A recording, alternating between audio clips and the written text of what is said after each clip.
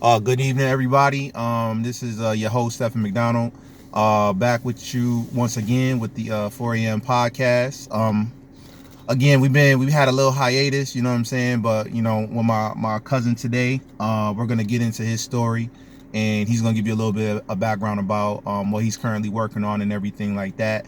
It's good to be back, and hopefully this is gonna be another banger that everybody will be able to learn and benefit from. But without further ado, I'm gonna go ahead and let my cousin go ahead and introduce himself. All right, how you guys doing? It's Keith Brown. I am the owner and operator of the Toast Factory, which is a pop-up cafe at the moment, all based on French toast, different flavors, combined with different combinations. Most importantly, it's all from scratch. Facts. So everything is fresh. You know what I mean? It's not just something to just say, yeah, I made it from scratch as a bragging point. As just saying that everything is fresh. And I also dabble in cleaning. I have a cleaning little business. Nothing big, but it holds me down. That's what's up. So it's really pretty much it. And then also he came to my school maybe about a month ago, and he was able to serve the kids breakfast, because in the city school district they wasn't serving the kids hot food this year. They was just giving them food in a paper bag. I don't even know what was in the bag. But when he came to our school, it was an amazing event that he put on, and the kids raved about it. They still talk about it to this day. It was dope. Hopefully we took pictures of it and we promoted it to different staff people in the district. It was amazing, man. And hopefully that's the type of thing that we need to be doing, not only for the community but especially for our kids. You know what I'm saying? We eat every single day, so the quality of the food and what we put into our bodies is so important, not only for how we feel physically, but our mind stimulation. You know what I'm saying? It's just like a car. You know what I'm saying? If you don't put quality gas, or if you don't put oil in it on a regular basis, that car is not going to run. And obviously your body and your mind is way more important than a car. So just that's just food for thought. But usually you had kind of went into a little bit of detail about things, your business ventures and things that you're currently working on. But usually before I start, I give everybody an opportunity, if there's anything coming up like that they want people to be on the lookout for, anything, any like big projects or anything that is coming down the pipe that you want people to keep their eye out for. So is there anything that you currently got in the works? Well, I mean, the Toast Factor itself is a movement. That's the way I look at it. Okay. It's a pop up now, but the grand scheme of things and the future of the Toast Factory, I'm thinking franchise level. Facts. So when you say that, that's just what instantly came to me. It is a thing. You know what I mean? It's a vibe, as the young people say. It's an experience, Facts. Usually when and really you guys didn't even have a full experience. So usually when I pop up, I'll pop up and I bring everything: my tables, the decor for the tables, my cooking utensils, the cooking supplies, just everything we need, generator, everything. So, and then I usually put on like some jazz or something, in the back. It kind of, I guess each environment, each place is a little different, but it's like a whole experience, and then you get to taste the difference between, I don't know, eating a breakfast at I don't want to say any names. Yeah. That's not cool. Right. But it's just the difference of having a breakfast that's not fresh and one that's like semi-fresh. Like, yeah, the eggs they just crack the eggs, but that batter is pre-made. Like, or those sausage patties are frozen. You know what I mean? Stuff like that. But I don't know how to best explain it, but I would say the whole thing is a movement in general, and you'll be able to see those who are watching, those who do follow me and keep coming. They'll be able to see me transition. Like my next step, phase 2, food truck. No doubt. You know what I mean? So, and then the next phase after that, brick and mortar. Okay. You know what I mean? So it's steps that I have in here that I intend to play out. But as far as just the next thing coming tomorrow, I'll be doing a pop up. That's what's up.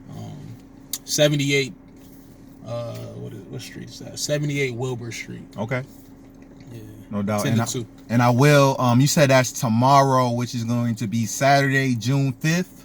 Correct. 10 to 2. 10 to 2. At 78 Wilbur Street. All right, and Wilbur. I'm gonna try to 78 Wilbur Street. I'm gonna try to get this up tonight, so hopefully you guys will check it out. Before then, with enough time to go out and support. One thing I wanted to add about the vibe and the experience concept was, when we was growing up, you probably remember, like I even remember, spending the night at your house, and I remember. Like your mom, like making cheese eggs and, making grits and, even my mom, every once in a while would make, eggs over easy or, bacon, things like that. And, with this generation, I wonder how many kids actually know what that's like. Like, you know what I'm saying? Like, even when you came to school and you was cooking the beef sausage, like I could smell it in the cafeteria, and you know what I'm saying, brought back so many memories.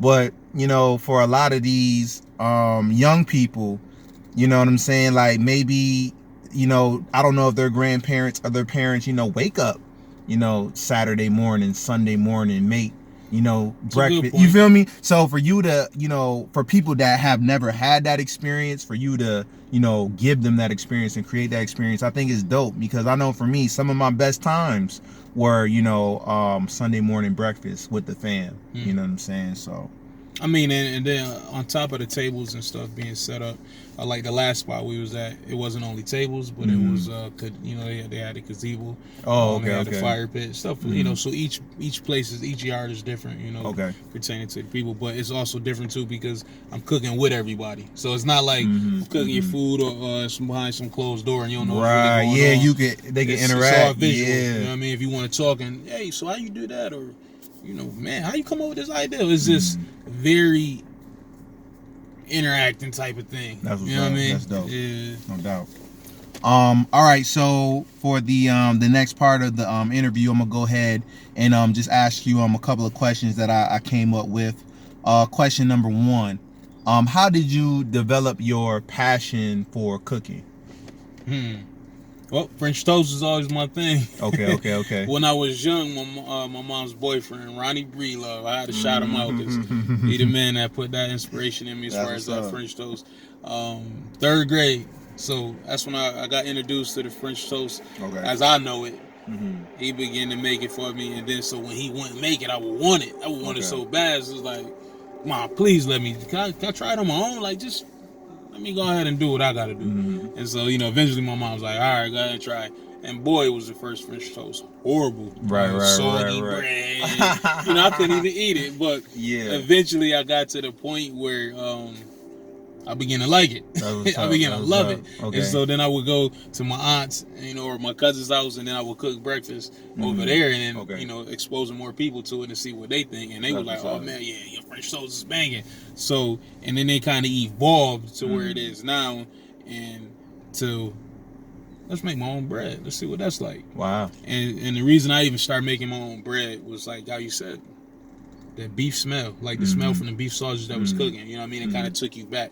So I guess I'm kind of guilty in that sense. I was kind of playing on people's mind as well, because your smells will take you back to a memory in time, sometimes in life. And so I figured when it hits the brick and mortar, that's how far I am in the thinking process. Like as I just said previously in the interview, I want people to be able to walk in and smell that bread cooking. Right. And and when they smell that bread cooking, one day they might be at home.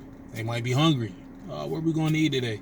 I don't know. What y'all thinking? So, and people sitting, as they sitting, they thinking, it'll connect them to me. Right. Let's go to the Toast Factory. That's what's up, no doubt. So that was part of that inspiration as well. The newfound inspiration. You know what I mean? The old inspiration was back when I was a kid, and that was my favorite breakfast. Yeah. So the new inspiration, thinking of ways just to expand it and actually connect to people and get them to kind of connect to me. Okay. So that's what's up. And I tell kids, as a school counselor, I tell kids all the time, like, so what do you like? What do you enjoy? What's your passion? What do you like to do? Like, it could be anything.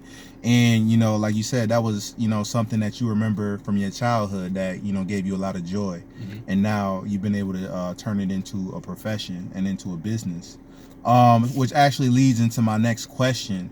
So somewhere along the lines, like, you have this passion, you have this interest, this is something that you like, and this is something that you enjoy.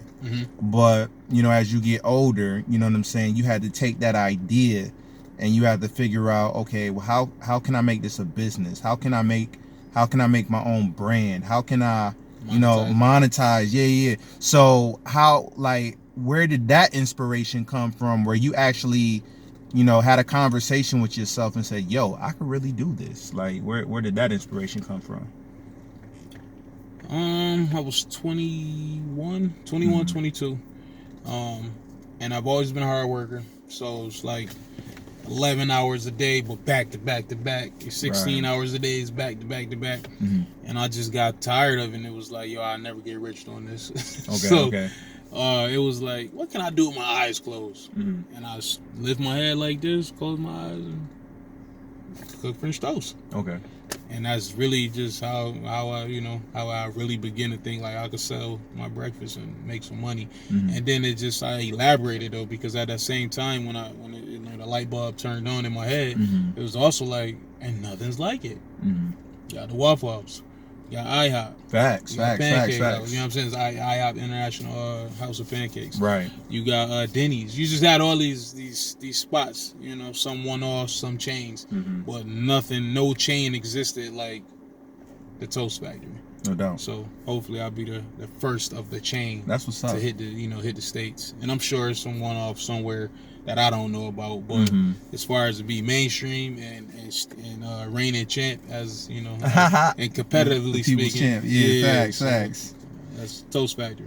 And it's interesting because when you say IHOP, they got the International House of Pancakes, but keep it real, me personally, I can't stand pancakes. Like, my favorite, like, I'll go places and just be like, can I just get 2 eggs over easy and some French toast? You feel me? Yeah. So for you to put that together, like, for somebody like me, that's perfect. And I'm pretty sure I'm not the only person that feels that way. I'm pretty sure there's like millions of people that can't stand pancakes. That's crazy. That would love to have an alternative, which is actually something, which is their first preference, That's another thing. Like, ask somebody, not to cut you off, but ask somebody, where do they go when they want French toast? What's their favorite French toast spot? So, I don't know, man. It's it's a void. Facts. And I feel like I do it good enough to be able to fill that void. No doubt. Yeah. Facts. You had mentioned this, like, okay, so we talked about this a little bit before we actually started the interview, and I think the way you phrased it, you said I overcame that fear. Like, I overcame that fear. And the reason why I say it like that is because, like, you have an idea, you have a passion. You could have maybe took the safe route or the conventional route, but like you said, you overcame that fear and you decided to follow your lifelong passion or pursuit. So my question to you is, why do you think, because I'm pretty sure there's a lot of people out there that maybe have an idea, but they have yet to overcome that fear. Like, why do you think people hesitate or don't take the initiative to follow their dreams, like, and just maybe, I hate to be morbid about it, but maybe like let their dreams die instead of just overcoming the fear? Let's address that part of the question first, about letting the dreams die. I think that's more times than less individualized. Most people lose a piece of their imagination the older they become, but I think imagination is where your creativity lie. Okay. So that's that. And the first part of the question was, how did I overcome my fear? Right. I think mine is more logical and proof being in the pudding. So I tried the safe route. Like I said, I would work the crazy hours, the conventional method. And I just got to that point where it's like, look, this is only going to pay off in the way I wanted to pay off when I'm too old to spend the money. So in other words, if I keep working these crazy hours, 74, 84, 100 hours a week, I might have to pay the extra money in taxes. I might have to put some money into my medical, my body, my physical. Facts. So how much money am I actually saving that year to go towards the main goal of being a millionaire? It's not real. Money's not real. So that kind of helped me. Like, if anything, it might have made me a little more scared. You know what I mean? So, like, the old saying go, you know, when you'll know when you're tired, when you're sick and tired, being sick and tired. You know what I mean? So at the end of the day, I think I got scared on the next level. Like, oh, this might be it. Either you gonna work in this factory all your life, you know what I mean, and get to 40 and be mad and angry at the world, or you're gonna get up and take your shot and just see what happens. You know what I mean? But you gotta lean into it. You know what I mean? So that I will say, that's when you want to do something, to any entrepreneur or anybody that don't like the situation they in, you don't just up and quit. Granted, I did that. I'm not saying it was right, but I'm saying don't do that because I've had that experience. Okay. You plan a strategic exit, but you lean into whatever it is you want to do. And I think when you lean into things in life, the world kind of like just leans back. You know what I mean? Like, how could I put it? Okay, so there's no way possible I could have known every nook and cranny of detail of business, what I would need to know to actually get my business to a franchise, right? But the more I do it, the more I lean into it, the more knowledge is gonna come available to me, because that's what I'm focusing on. Right. You know what I mean? But when you're scared, when you let your fear control you, all those things are kind of hidden by your fear. Right, all those opportunities. It's like clouds covering the sky. You know what I'm saying? Right. So it's just, and I guess the last part I could say about that is what helped me also with that fear is I just kept educating myself on the self-empowerment level. That's like my favorite thing to read about, self-empowerment. You know what I'm saying? Okay. That's what's up, no doubt.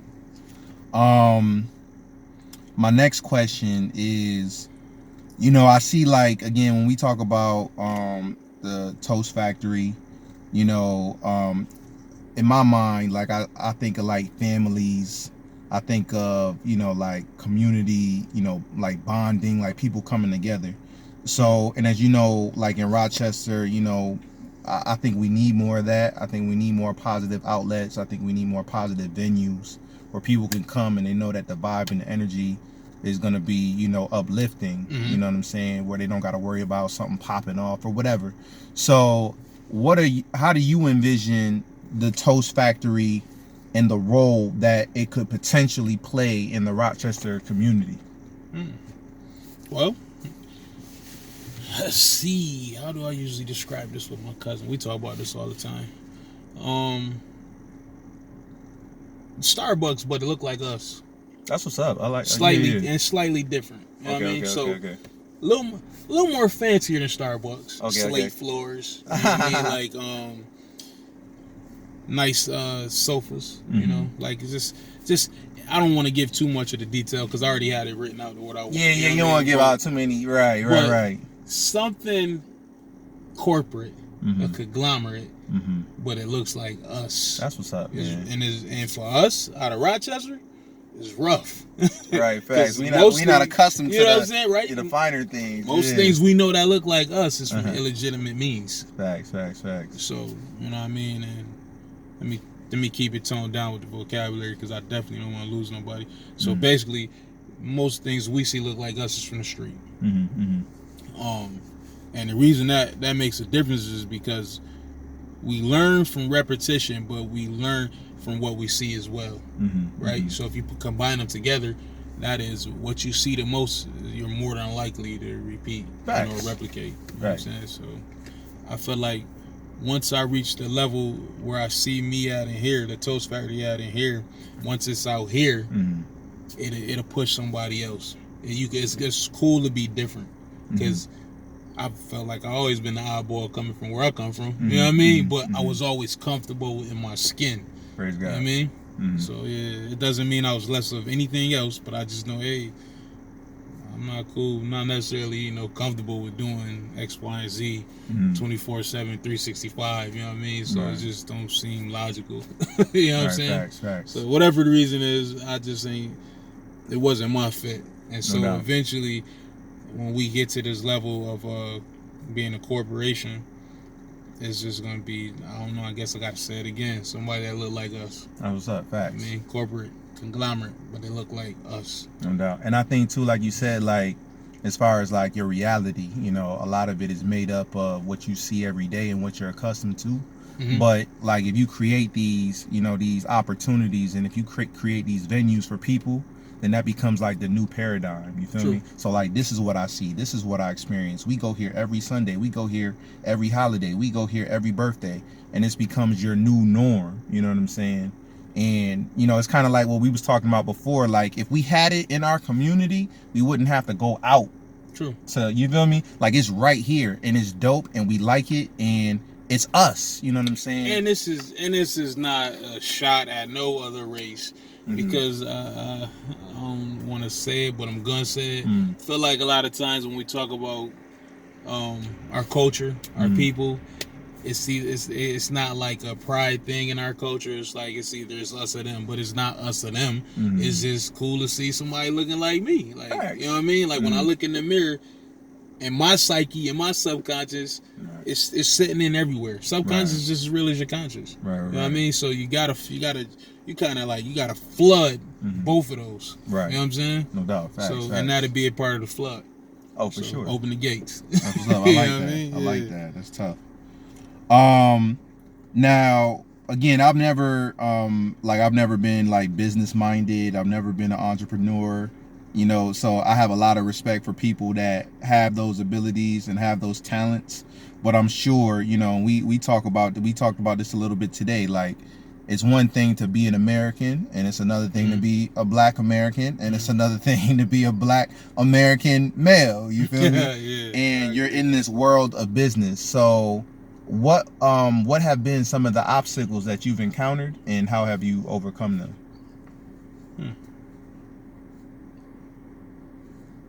Well, one, you're just not gonna please everybody, and I don't mean after giving a chance to impress a person. I mean that just might be on the first appearance. It might be on, you know what I mean, whatever they see, and it might not be sufficient for them. Black, white, Asian, Puerto Rican, it don't matter. It's an individual basis. But unfortunately, I do feel like you were saying though, it is more heightened.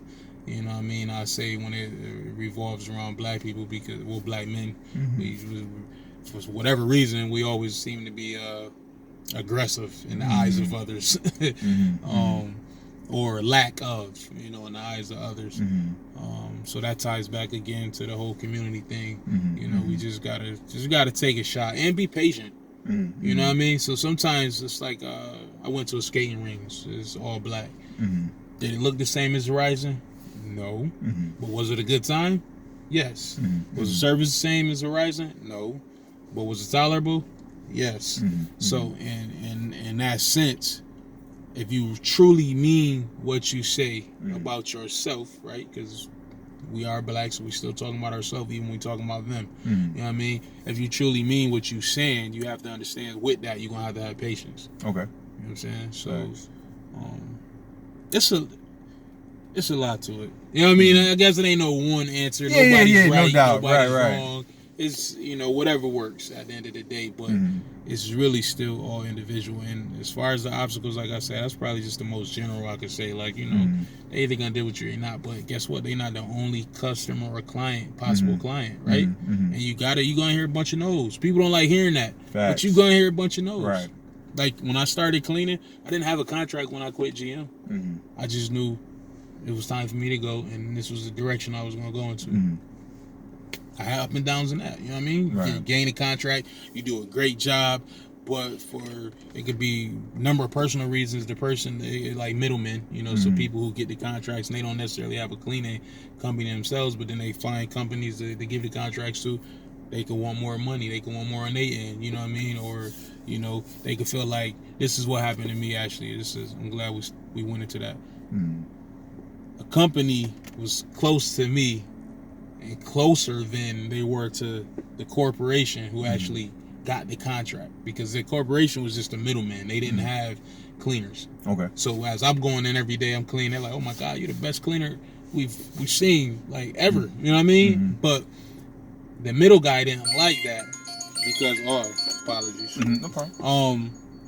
The middle guy didn't like that because now, when it was issues, they would rather talk to me and not talk to him, or they wouldn't even answer his phone call. Right. Or they would see the true issue and where it lied was with something that he was lacking. Mm. You know what I mean? So when you got the middleman here, he could be like, oh, well, we didn't do the floors didn't get scrubbed with a certain pad. Oh man, yes, you know, we're sorry, the cleaner didn't do X, Y, and Z. But really, what happened was he didn't order the brush. Right, you know what I'm saying? Right. So, it was great for that company and me, but it was bad for the middleman. So I ended up losing that contract, and that was a big contract. Wow. So it's like, what can I do? But be like, man, life ain't fair. It sucks. You know, you get pissed, you get mad. But for sure. And the day it's like, all right, you just got to keep trucking. That's what's up. That's key. Consistency. Facts. And it's funny, like, two things you said that totally I resonate with. Number one is patience, which is so important, because no matter who you are, nothing's perfect. You know what I'm saying? Like, there's going to be ups and there's going to be downs. And then consistency, like, you know what I'm saying? And not only did you speak on it, but I've heard other people that I've interviewed speak on the importance of consistency. Like, even when you don't feel like it, you know what I'm saying? You gotta bring that same energy each and every day. And if you you know what I'm saying? It's almost like, who's gonna give in? Are you gonna give in, or is the situation gonna give in? But if you're consistent and you bring that energy, eventually the situation is gonna fold, right, and you're gonna rise. That's you know right. what I'm saying, to the top. So and that's the crazy part about entrepreneurship. About anybody owning a business. Okay. If you're real with yourself, you can never be mad at nobody else for whatever level your business at, because you only gonna get out what you put in. Facts. So, and that, you know, it's a catch-22. It's a great thing, but then it's also a scary thing. Right. So on them days where you don't feel like getting up, or you don't feel like I'm gonna just cancel today. Now you done missed out on that money. Yeah, you only hurt yourself, right? You're not as consistent. Yeah. You know what I'm saying? You want to be able to be available every time somebody think about you. So now that's, you know, and I'm probably going forward and questioning, but it's just, as I'm thinking about and talking about, that's probably something now that I'll be looking into. Like, now people, you know, they'll call me like, oh, can I place the order? But it'd be a Tuesday, and they'd be like, I'm just a pop-up shop on a weekend. I don't like that feeling. Right. Because whenever somebody want to reach out to me and touch me, I need to be touchable. I need to be tangible. You know what I mean? You want to be accessible. Facts. Yeah. Okay. Sorry about that. No, it's all. No, this is good. This is good, man. This is good, and especially for, you know, any future entrepreneurs. You know what I'm saying? You know, because again, they say, you know, like, that's a part of wisdom, is like learning from somebody else's experience. You know what I'm saying? Instead of them going through all these pitfalls and making all these mistakes. Smart man learns from his mistakes. Learn from somebody else. Yeah, wise man learns from others. Facts. Okay, I got two more questions I definitely want to jump into. Okay. This one, so I was talking to my guy, shout out Malik Evans. I was talking to Malik Evans, and he was just talking about, you know, like, small businesses. You know what I'm saying? He was saying, like, Rochester needs that, you know, because obviously our economy isn't the greatest, and we're like one of the poorest cities in the country. You know what I'm saying? So for somebody like yourself that's a small business owner, what can the Rochester community, or what can local government do to support your business? I'm trying to think, because I do know they have, like, SCORE. They have a couple programs out there.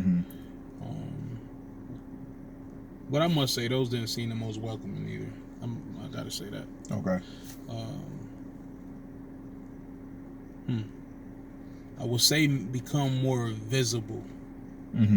So it's never an issue of if resources are available. It's an issue of, are they visible? Okay. Do we know where to go and get those resources? You know what I'm saying? Like, I've noticed that with business. So, you know how they say, some people, they have a circle. You know, it's a circle. And if you're not in X, Y, and Z, you can't get in X, Y, and Z area in the city. And it's because they're only visible to a selected crowd. Okay. You see what I'm saying? So I'd say visibility probably would be a strong point. Okay. You know what I mean? For sure. Because again, it's like, you know, it doesn't matter if it exists if nobody knows about it. You feel me? Like, how they gonna take advantage? Because I'm pretty sure if people knew more about it, then more people would, you know, at least try. Try for sure. Yeah, they'd be more apt to. All you can do is try, and then if you don't meet certain requirements, then, you know, that is what it is. But at least, you know, somebody else, one more or two more people would still just try. Like, oh, that's me. I mean, that's the way. Let me try it. You know, even if you got to understand and realize, oh, you still had a couple more steps to do. All right, cool. but at least I know where to go now. You know Right. what I'm saying? At least I know my next plan of action. You know what I'm saying? So, but it's not always visible. Okay. My last question, and then I had maybe a couple free association questions that I usually do, where I just ask people, have them just free associate and tell me what comes to their mind. But the last question is, based on your life experience and everything that you've already been through, what legacy do you want to leave behind? For my kids, is really the only kind of legacy I even care about, honestly. You know what I mean? It's cool to be known. It'd be nice to be known like, Keith Brown II, the founder, owner of the Toast Factory, the first French toast corporation or conglomerate to see North America. That's cool. Like, don't get me wrong, it's some that'd be stuff sitting back here, but immediate is for my kids to understand that there's options. Okay. When you start to think that you don't have an option, you make different decisions. Decisions and choices can take you down different paths. Okay. Whether we talking about the entrepreneur aspect of things, or if we talking about the systemic issues we face. You know what I'm saying? I'm gonna say that without putting a term on it. Yes, I guess I'm talking to code. When even if a system is set in place, right, and it's considered to be a setup, right, the setup only works because we think our options are limited. Right. So we dive into what we think is available to us when really that's the trap. Facts. So for me, it's important for my kids to know that for me to leave a legacy for my kids, they understand and know that one, y'all could be you really can be anything you want in life. Okay. Doesn't mean that you're not gonna be tested, and it doesn't mean that life is fair. Right. Because life actually isn't fair. Let's just get that one out there. You know what I mean? So that was probably be my legacy that I want to leave for my kids, just to let them know that there's options out here, and explore your options. Facts. You know what I mean? But you gotta understand that the options are here and not here. Okay. When your options are here, when are you likely? Ask yourself that question, and then I'll step off this. But when are you likely to make the more intelligent or educated decision or choice? When you think you got, this many options, or right. when you got this many options. Facts. Yeah, for me, like you said, like if I only have this many options, then I'm making a decision based on desperation. Like, it's just like, I got this up, right? As opposed to now I can lay back and I can say, okay, what's right for me? Does this fit me? Is this what I really want to do? Like, I'll be more contemplative, you feel me? As opposed to, and I feel like black people are like that. Like, they're just desperate. Like, it's true. Like, they just want to survive. Like, they don't care how, they just want to survive. And they think like short term and not long term. Like do you